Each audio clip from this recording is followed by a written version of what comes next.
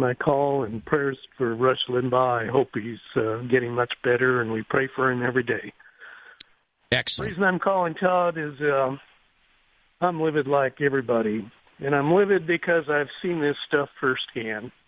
I was a Republican official for the hand recount, machine recount, and yesterday's polling. The scariest things, there's so many things to talk about, but trying to get to the point, scariest thing about the hand recount, at least in this county, and if it took place in the other 158 counties, any similar, the hand recount was totally bogus.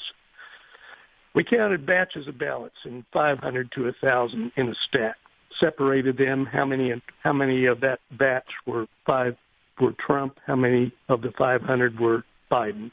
At the end of counting at a table that did that batch, you complete a batch tally sheet. Batch tally sheet would list how many Trump, how many Biden, how many Jorgensen or any other candidate received, signed by the two counters and an official. The first day we counted nothing but mail-in ballots, 9,400 of them in this county. That was described as a tsunami in regards to the number of mail-in ballots this county had ever received. For instance, in 2016, we had a total of 1,400 mail-in ballots. These batch tally sheets recorded by the end of counting all the mail-in ballots, we should have had about 10, perhaps 12 batch tally sheets. Mm-hmm. They never got counted. They disappeared the entire first day to another room. What? Which we didn't discover until the next day. So when I got home that first night, my wife asked me, well, how many did you count today? And I said, I don't know. I've never done that before. So she said, well, how come you don't know? I said, you were there for the hand recount the whole day. I said, well, of course I was. I was one of the Republican monitors for the whole process. We had total access, except for the batch tally sheets. So the next day we started counting early voting, 24,000 votes. When the first batch of those early voting was completed at the counting table, the same person came by to pick up the batch tally sheet. I said, sir, where are you going with that batch tally sheet? And he looked at me like, what do you need to know? And at that point, senior official came over and said, what's the problem? And I described the problem. Said, I'd like to know where these batch tally sheets went, because yesterday they went someplace. We don't know.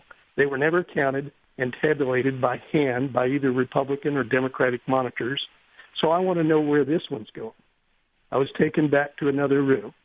And there's a lady that was described as putting the batch tally sheet information into a computer.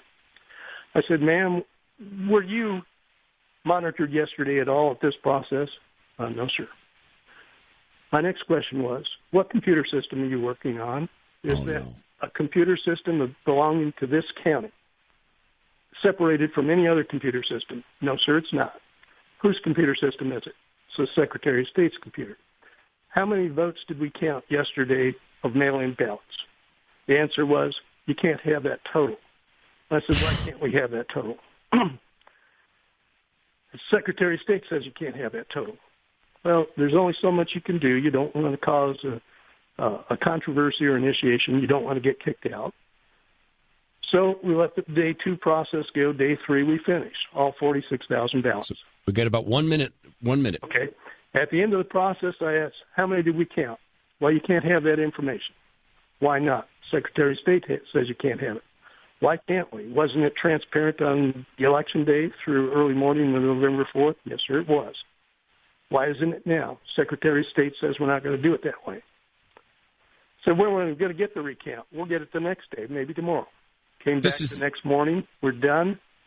And said, did we get the count? Yeah, the Secretary of State says the total. We'll print it out for you. Said, now I'd like to see the 55 to 60 batch tally sheets, and we're going to hand count them up to see if they match what the Secretary of State computer system has.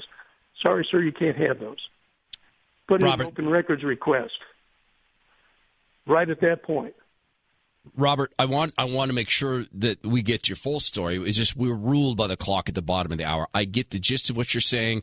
I hope you can get this information, and I have a whole bunch of thoughts on what we need to do to try to mend this, and it has to do with the Las Vegas casinos. It really does. We'll keep track of what's going on in truly historic ground in the U.S. Senate. It's Todd Herman in for Rush Limbaugh on the EIB Network. This